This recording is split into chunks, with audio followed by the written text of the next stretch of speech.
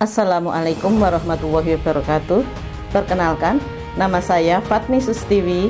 Saya biasa dipanggil dengan Nini. Saya adalah seorang jurnalis, wartawan di Kedaulatan Rakyat Yogyakarta dan menjadi wartawan sejak tahun 1987.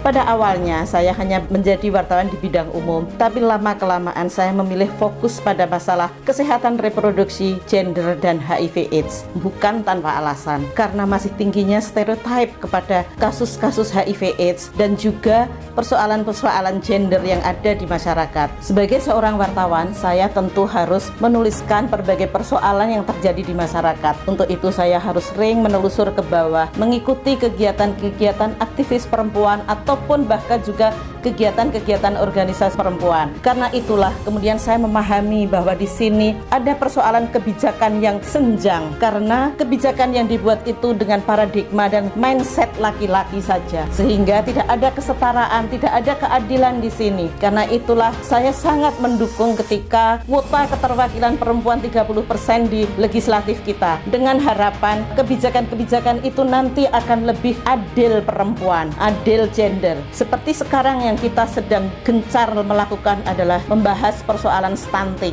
tetapi ini bukan persoalan perempuan dan anak saja. Ini ada persoalan yang sangat kompleks yang harus dipikirkan bersama, terutama para pengambil kebijakan, agar memberikan kebijakan yang lebih adil, yang lebih sesuai dan akan menyejahterakan dan memberdayakan masyarakat Indonesia. Dalam perjalanan ini, tulisan-tulisan saya ternyata banyak dibaca dan banyak diapresiasi. Puncaknya adalah saya menuliskan tentang angka kematian ibu yang diimbangi dengan masalah persoalan yang dengan agama. Karena waktu itu masih ada pandangan mati syahid untuk perempuan yang melahirkan. Tetapi sebagai seorang yang beriman, sebagai seorang yang intelektual, sebagai orang yang mempunyai ikhtiar bahwa kita juga harus menanggulangi hal itu. Jangan sampai ibu itu mati ketika melahirkan, karena dia juga masih dibutuhkan oleh keluarganya yang lain. Karena kadang-kadang saya sendiri terus terang suka merasa dalam tanda petik putus asa ketika saya berkali-kali nulis tentang keadilan gender, tapi pemahaman masyarakat tentang adil gender itu masih sangat jauh dari harapan. Tetapi ketika kemudian saya melakukan investigasi report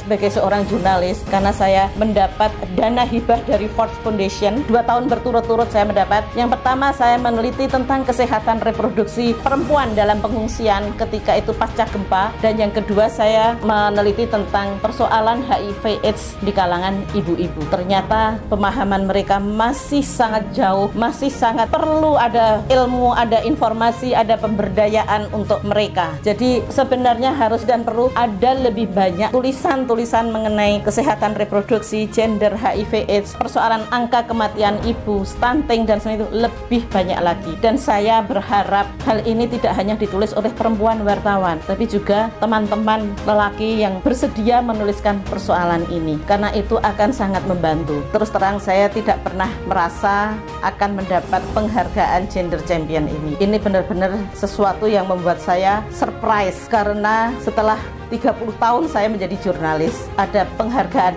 dari pemerintah daerah istimewa Yogyakarta. Membuat saya terharu. Saya merasa apa yang saya lakukan ternyata dilihat oleh orang Jogja. Karena itu saya berharap akan lebih banyak lagi ada teman-teman yang menuliskan persoalan mengenai gender, mengenai persoalan gender yang sangat luas. Tidak sekedar laki-laki perempuan, tetapi di sini ada angka kematian ibu melahirkan, angka kematian bayi, stunting, kekerasan seksual, penjualan gadis atau perdagangan anak, pernikahan dini yang harus terus-terus disuarakan agar negeri ini menjadi lebih ramah perempuan. Dan juga saya berharap bahwa tulisan-tulisan ini akan bisa memberi pengaruh kepada pengambilan kebijakan yang kadang-kadang hanya berpikir dengan mindset laki-laki saja, sehingga menjadi terasa kurang adil bagi perempuan. Meski sekarang peraturan mengenai hal itu sudah banyak, undang-undang juga sudah ada, tetapi mari kita selalu merefresh pengetahuan kita, selalu belajar, selalu menambah informasi mengenai ini agar kita semua selalu bisa berpikir ramah perempuan demi masa depan Indonesia emas. Jangan menjadikan